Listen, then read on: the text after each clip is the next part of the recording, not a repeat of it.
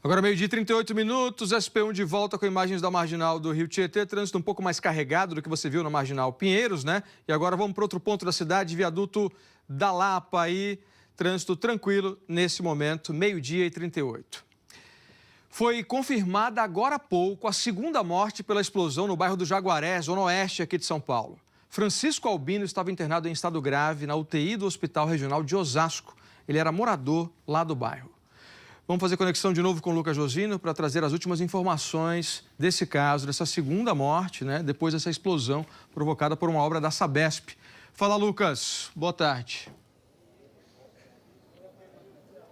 Oi, Alan, boa tarde. O Francisco, ele morava aqui há pelo menos 40 anos, ele era muito querido pela comunidade, ele estava em casa no momento da explosão, o corpo dele foi lançado aqui para a rua, ele morava bem próximo de onde houve a escavação dessa tubulação de gás que provocou essa explosão. Francisco Albino foi levado diretamente para o Hospital Regional de Osasco, já em estado grave, passou por cirurgia, ficou entubado, mas não resistiu aos ferimentos. E a morte dele foi confirmada agora há pouco, aproximadamente 30 minutos atrás, pelo governador do estado de São Paulo, Tarcísio de Freitas, do Republicanos. A gente conversou com alguns moradores que nos contaram que o Bondega, como ele era conhecido, era uma pessoa muito querida, passava por aqui, brincava, trabalhava na área da construção, morava sozinho e vai deixar muitas saudades aqui para a comunidade. Ele é a segunda morte, a segunda vítima dessa tragédia, dessa explosão.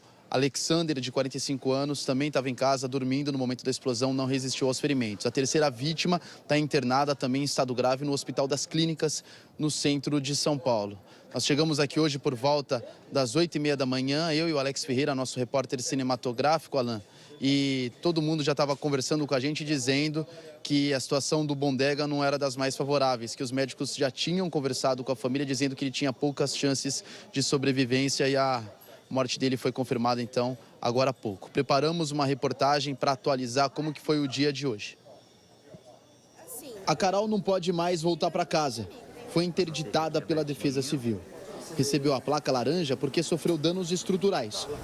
Ontem, nós entramos com ela e mostramos as rachaduras. Apesar de ficar a poucos metros do local da explosão, as autoridades até então não tinham feito a vistoria lá. O que os engenheiros constataram foi que a fundação está sendo comprometida por conta de um vazamento que está tendo ali no sedimento e as rachaduras estão surgindo e ficando cada vez maiores. E o que surgiu de dano mais recentemente foi por conta do uso das máquinas, né? Então o trabalho em tese vai ser manual até segunda ordem, mas eles vão precisar mexer com as máquinas e quando começarem vai aumentar os danos estruturais. Ontem o número de imóveis condenados pela Defesa Civil subiu para 19. Todos terão direito à reconstrução total ou parcial.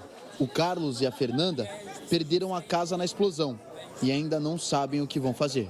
A minha casa ela foi uma das principais que desabou. No momento da explosão eu estava em casa, quando eu abri o olho eu já estava embaixo dos escombros.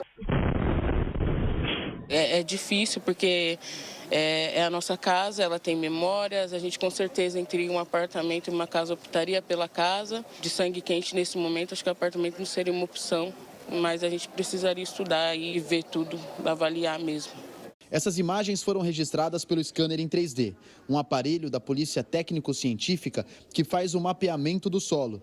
Essas marcas indicam o epicentro da explosão e a energia gerada. São pontos importantes para a análise pericial que vão formar o laudo criminal e responder o que causou essa explosão. O governo de São Paulo publicou hoje no Diário Oficial um decreto que cria no gabinete do governador a gerência do apoio do Jaguaré. O objetivo é acompanhar as medidas necessárias para atender vítimas da área atingida pelo acidente ocorrido no dia 11 de maio. Entre as funções do gabinete especial estão reunir e analisar dados e informações relacionados às necessidades das pessoas impactadas, centralizar as relações com os órgãos públicos, entidades e instituições, públicas ou privadas, e monitorar as ações relativas à restauração da área afetada.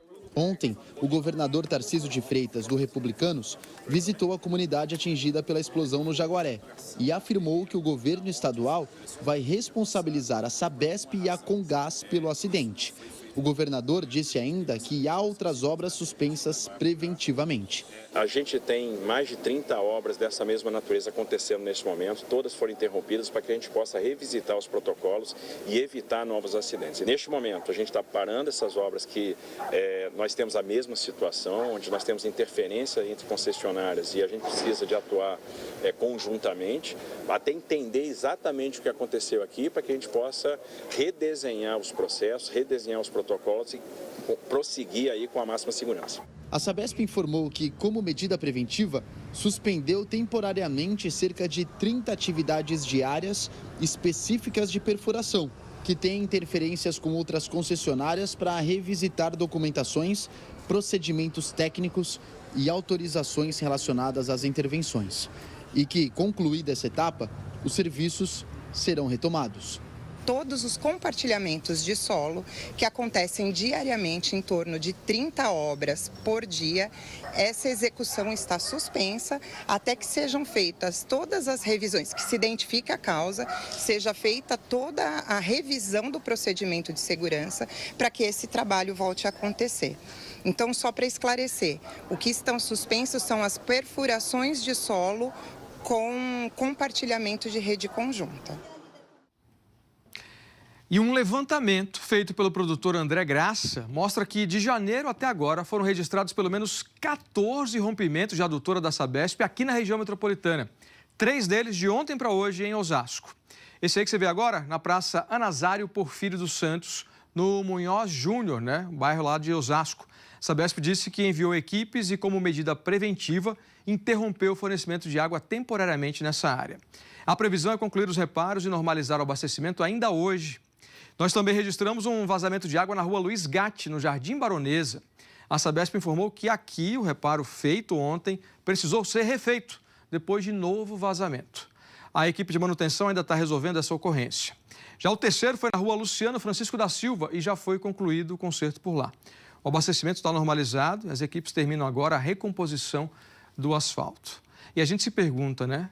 Por que tantos problemas assim de uma hora para outra? 14 só de janeiro para cá contabilizados pela equipe, pela produção aqui dos nossos jornais locais na TV Globo. Como é que andam essas equipes de manutenção da Sabesp? Tem funcionário na quantidade necessária para dar conta da demanda da região metropolitana? Essas pessoas são bem preparadas, bem treinadas? Porque de uma hora para outra aparecem todos esses problemas e mais grave, 4 mortes. Subiu com essa morte registrada hoje para 4 o número de mortes, né? Envolvendo aí obras da Sabesp ou adutoras da Sabesp só nos últimos 8 meses aqui na Grande São Paulo. Vidas que estão sendo perdidas. Vamos saber como é que fica o tempo nos próximos